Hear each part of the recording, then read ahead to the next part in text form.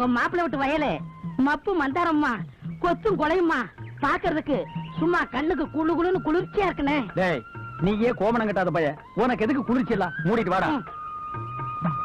டேய் ஐயா வணக்கம் ஐயா. டேய் நான் யாரா? பிரசிடண்ட் ஐயோட மாமாங்க. தெரியுதுல்ல, என்ன திமிர் இருந்தா ஏன் முன்னால தலையில துண்ட கட்டிட்டு நிப்ப, அவன் திருப்பில கட்டுறான். போடா. டேய்